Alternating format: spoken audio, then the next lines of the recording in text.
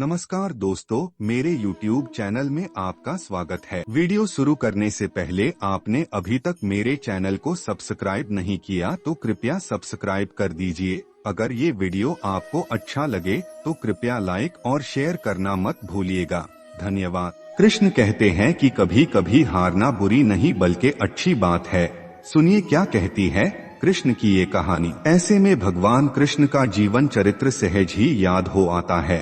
मथुरा की एक कैद में माता देवकी के गर्भ से जन्मे कृष्ण ने अपने आचरण से मानव जाति के सामने कई ऐसे उदाहरण रखे जो जीने की राह दिखाते हैं। ऐसा ही एक उदाहरण है उनके रणछोड़ बनने का। जी हाँ, एक बार कृष्ण भी युद्ध को बीच में ही छोड़कर मैदान से भाग गए थे, फिर भी शत्रु का वध हुआ और हजारों निर्दोष नागरिकों की सुरक्षा हुई। भगवान श्री कृष्ण का जन्म कंस का वध कर समस्त पृथ्वी लोक को उसके अत्याचारों से मुक्त कराने हेतु हुआ था। किशोरावस्था में ही वह गोकुल से मथुरा आ गए तथा दुष्ट कंस का वध किया। कंस की मृत्यु से दुखी उसके श्वशुर जरासंध ने एक विशाल सेना लेकर मथुरा पर आक्रमण कर दिया। इस आक्रमण में उसके साथ शिशुपाल और काल्यवन जैसे शक्तिशाली राजा भी शामिल थे। जल्दी ही सेना मथुरा जा पहुंची और मथुरा की राजसभा में कृष्ण तथा बलराम को सेना को सौंपने का संदेश भेजा गया। इस युद्ध को टालने तथा मथुरा के निर्दोष नागरिकों को बचाने के लिए कृष्ण ने रातों रात वहां से सैकड़ों किलोमीटर दूर समुद्र में एक नई नगरी द्वारिका का निर्माण करवाया। अपनी माया से उन्होंने समस्त नागरिकों, उनके पशुओं तथा संपत्ति को नींद में ही नई नगरी में पहुंचा दिया। अगले दिन सूर्योदय के समय कृष्ण तथा बलराम जरासंध की सेना के सामने जा पहुँचे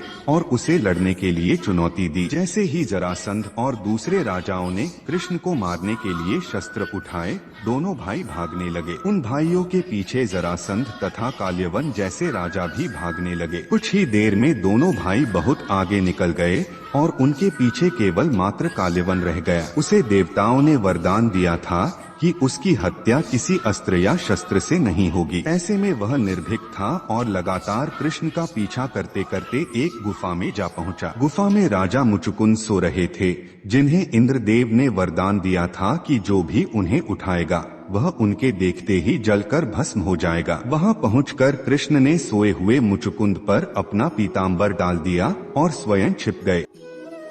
काल्यवन भी वहां जा पहुंचा और सोए हुए राजा मुचुकुंद पर पीताम्बर देख उन्हें ही कृष्ण समझ बैठा। उसने मुचुकुंद को उठाने के लिए लात मारी, जिसके कारण उनकी निद्रा खुल गई और उनके देखते ही काल्यवन वहीं पर जलकर भस्म हो गया। तत्पश्चात कृष्ण ने राजा मुचुकुंद को अपने चतुर्भुज स्वरूप में दर्शन दिए और उन्हें मोक्ष पाने का वरदान दिया। वहीं दूसरी ओर जरासंध और बाकी राजा पूरी तरह से खाली मथुरा देखकर वापस लौट गए। कृष्ण चाहते तो स्वयं भी काल्यवन और अन्य अधर्मी राजाओं का वध कर सकते थे, परंतु देवताओं के दिए वरदान का मान रखने के लिए ही उन्होंने काल्यवन को राजा मुचुकुंद के हाथों मरवाया। इसी तरह बाद में जरासंध का वध पांडु पुत्र भीम के हाथों करवाकर भूधरा का भार कम किया। इस कहानी के बाद कृष्ण के नाम के साथ हमेशा के लिए रणछोड़ जोड़ दिया। कृष्ण की इस कहानी से सीख मिलती है कि अनावश्यक ताकत का प्रदर्शन नहीं कर बुद्धिबल से काम लेना चाहिए। इस तरह हम अपनी शक्ति को खर्च होने से रोक सकते हैं